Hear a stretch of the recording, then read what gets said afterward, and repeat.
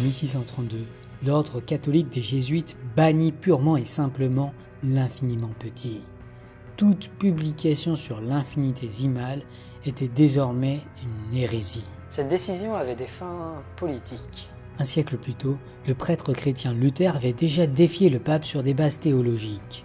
Depuis, une vague de protestantisme avait envahi l'Europe et affaibli le pouvoir de l'Église. Pour rétablir l'ordre dans la société, les jésuites rétablirent l'ordre dans les connaissances religieuses et philosophiques. Ils trouvèrent en les mathématiques en général et en la géométrie d'Euclide en particulier quelque chose de robuste, d'inébranlable, d'éternellement vrai.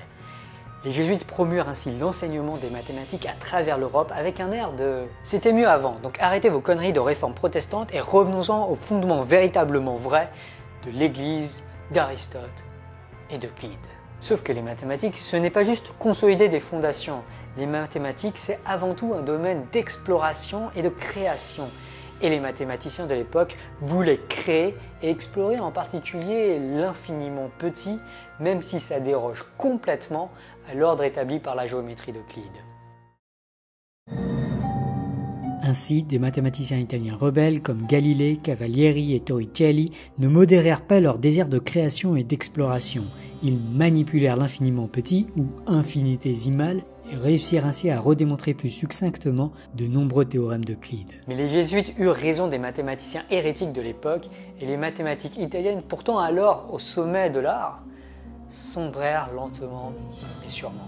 C'est dans l'Europe protestante que le flambeau de la quête de l'infiniment petit fut ravivé. En tête de liste, John Wallis, Isaac Newton et Gottfried Leibniz allèrent bien plus loin que leurs prédécesseurs et développèrent toute une théorie du calcul infinitésimal qui semblait désormais largement transcender la géométrie d'Euclide. Cette théorie mathématique se retrouva alors au cœur de la première grande théorie scientifique de l'histoire, les lois de la mécanique dont on a déjà parlé. Mais même loin des contrées des jésuites, l'infinitésimal défiait encore et toujours l'intuition. Et pour cause, l'infinitésimal que Leibniz dénotait dx était à la fois non nul, mais aussi plus petit que n'importe quelle vraie quantité. Étrange, non? Qui plus est, ces quantités étaient artificiellement ajoutées en début de calcul avant d'être supprimées au moment de conclure. Prenons un exemple. Calculons par exemple dy sur dx, où y est égal à x au carré. Pour Leibniz, dy est alors y plus dy moins y, qui est égal à x plus dx au carré moins x au carré. En utilisant une identité remarquable, on voit que ceci est égal à x au carré plus 2x dx plus 2x carré moins x au carré, qui est égal à 2x dx plus 2x au carré. En divisant par dx des deux côtés, on obtient dy sur dx est égal à 2x plus dx. Sauf que non, pour conclure ce calcul, Leibniz affirma qu'il fallait faire disparaître les infinitésimaux qui traînent, ce qui nous donne en fait la bonne égalité, dy sur dx est égal à 2x. Pour le puriste, ces manipulations étaient injustifiablement injustifiées. En particulier, George Berkeley fut extrêmement critique envers Newton et Leibniz, appelant ces infinitésimaux les fantômes des quantités défuntes. Elles sont là, se manipulent comme des vraies quantités, mais quand on cherche à les observer, on ne les voit jamais. Leibniz lui-même ne reconnaissait pas l'existence des infinitésimaux. Il affirmait qu'il s'agissait avant tout d'une astuce de calcul, quoique cette astuce semblait indispensable pour en arriver à certaines conclusions. Mais, arguait-il, ceci n'était pas si différent de l'utilisation des nombres imaginaires. Ou pour vous qui vivez au XXIe siècle, ceci ressemble beaucoup aux particules virtuelles de la mécanique quantique. Ces particules qui sont créées au moment des interactions entre des particules et peuvent pendant un court instant violer des lois sacrées de la physique comme la conservation de l'énergie, mais qui finissent toujours par disparaître avant que l'on ne puisse les observer. Quoi qu'il en soit, les nombreux disciples de Leibniz à travers l'Europe s'en donnèrent à cœur joie et prouvèrent des théorèmes spectaculaires à l'aide de ces infinitésimaux. En particulier, les Bernoulli développèrent le calcul variationnel et déterminèrent la pente qui minimise le temps de parcours d'une balle en chute libre, alors qu'Euler, lui, inventa l'exponentielle, le logarithme naturel, la fonction zeta et bien plus encore. Mais ces succès remarquables étaient des îlots dans des océans de paradoxes, de contradictions et d'erreurs. Plusieurs grands noms des mathématiques en avaient marre. Ils voulaient revenir aux standards de rigueur d'Euclide et des jésuites, et militèrent alors pour ne construire les mathématiques qu'à partir de fondements indiscutablement, véritablement vrais. Ainsi le grand Carl Friedrich Gauss déclara-t-il « Je proteste contre l'utilisation de l'infini qui n'est jamais admissible en mathématiques ». Alors que le jeune Niels Abel affirma, à l'exception des cas les plus simplistes, dans toutes les mathématiques, il n'y a pas une seule série infinie dont la somme a été déterminée rigoureusement. Autrement dit, les plus importantes parties des mathématiques se tiennent sans fondation. Sur un château de cartes que le vent peut emporter à tout moment. Au XIXe siècle, il devint de plus en plus pressant de fortifier l'édifice mathématique. Augustin Louis Cauchy entreprit alors un chantier en gommant et en bannissant à son tour ces maudits infinitésimaux de ses mathématiques. Il déclara ainsi la renaissance de la rigueur en mathématiques. Sauf qu'après avoir longuement pesté contre le manque de rigueur, son propre cours d'analyse, en termes de rigueur, arrivait à peine à la cheville d'une vidéo Science for All. En effet, il utilisait des définitions comme « on dit qu'une suite tend vers 0 si elle décroît indéfiniment vers 0 ». Avec de telles définitions, ce n'est pas surprenant que Cauchy a fini par prouver des théorèmes faux. Faites pas comme Cauchy à l'école. Pourtant, pendant près d'un demi-siècle, aucun mathématicien n'arrivait à la cheville du niveau de rigueur de Cauchy. Aucun mathématicien, sauf un certain Bernard Bolzano, qui lui avait réussi à redémontrer toutes les découvertes de Leibniz, et ce sans avoir jamais parlé des concepts flous d'infinitésimaux ou de suites indéfiniment décroissantes. Le seul problème, c'est que Bolzano était inconnu au bataillon. Ce n'est qu'un demi-siècle plus tard, vers la fin du XIXe siècle, que le professeur de lycée Karl Weierstrass redécouvrit la théorie de Bolzano et la consolida. Enfin, les mathématiciens purent utiliser un formalisme solide qui bannit l'infinitésimal tout en démontrant rigoureusement les découvertes de Leibniz. C'est ce qu'on appelle parfois le formalisme epsilon delta. Il s'agit d'une définition d'une seule ligne. On dit qu'une suite tend vers une limite L si, peu importe la petitesse de la déviation epsilon par rapport à la limite, tous les éléments de la suite à partir d'un certain rang se retrouvent à moins d'une déviation epsilon de la limite L. Cette définition, pour moi, c'est vraiment le début des vraies mathématiques. Pas celle qui consiste à manipuler des formules dans tous les sens, mais celle qui cherche à s'assurer du bien fondé logique de tout ce qu'elles affirment, sans jamais invoquer de concepts flous ou mal définis comme l'infinitésimal. J'ai mis beaucoup de temps pour comprendre la beauté de cette définition. Les mathématiciens eux-mêmes ont mis des siècles à la comprendre et à la trouver vraiment fondamentale. Donc si vous galérez à la comprendre, si vous ne la trouvez pas vraiment encore utile, c'est parfaitement normal, hein. Ne croyez surtout pas que vous êtes idiot parce que vous n'avez pas compris ça du premier coup.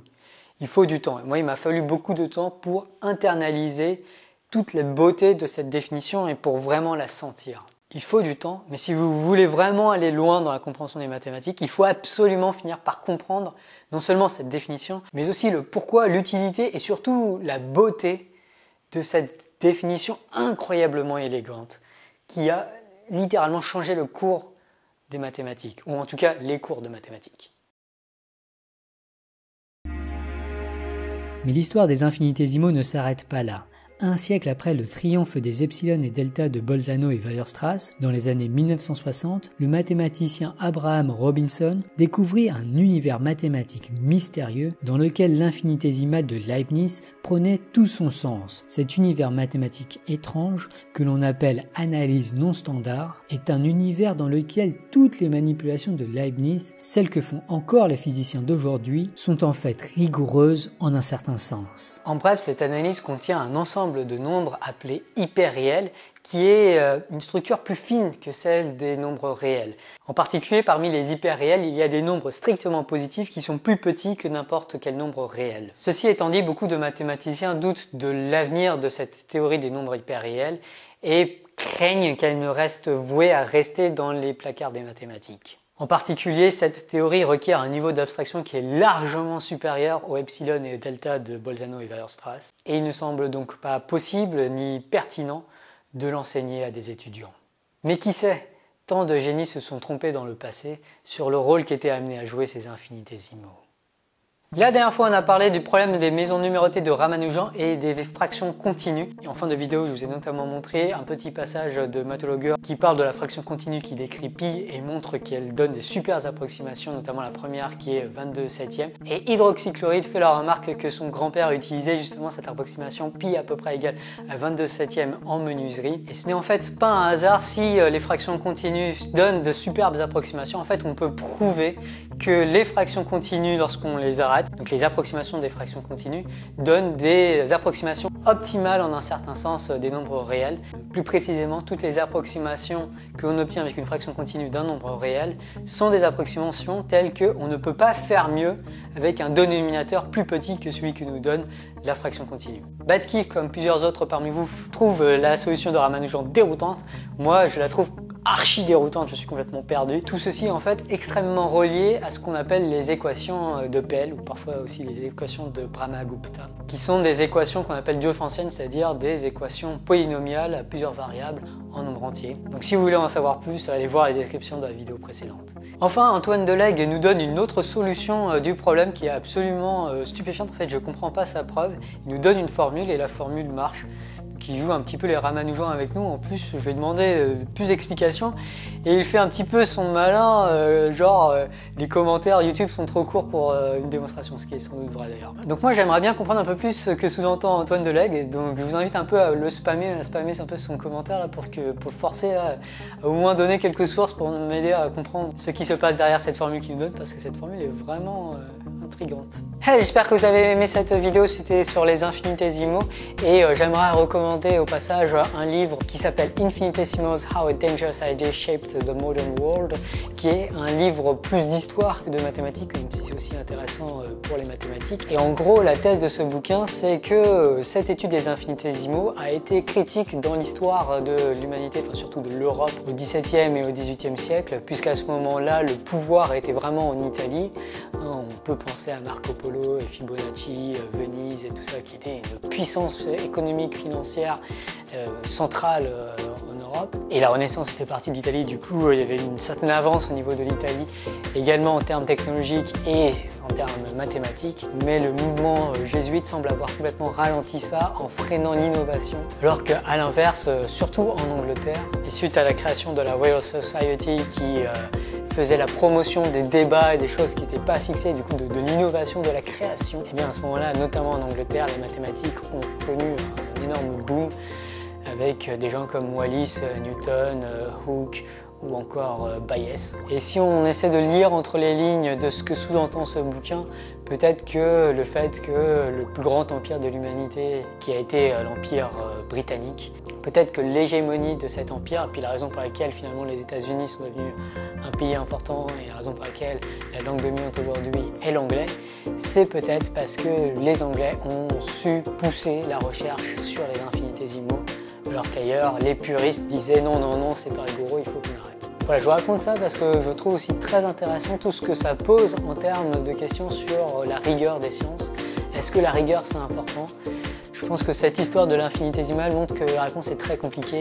Il y a des époques où un excès de rigueur a juste freiné la recherche et c'était mort. Et puis à l'inverse, quand les Allemands au 19e siècle ont voulu faire preuve de beaucoup plus de rigueur, ils ont fait un énorme boom à nouveau des mathématiques avec des gens comme Gauss, Riemann, Dedekind, Dirichlet, Cantor et Weierstrass notamment. Donc on vient de traiter de l'infiniment petit, la prochaine fois on va parler de l'infiniment grand puisqu'on va parler des nombres transfinis, donc qui sont au-delà de l'infini. Si vous avez aimé cet épisode, pensez à le liker, à le commenter, à le partager, pensez à vous abonner pour ne pas manquer les futurs épisodes. Merci aux tipeurs pour leur don et j'espère que je vous verrai la prochaine fois.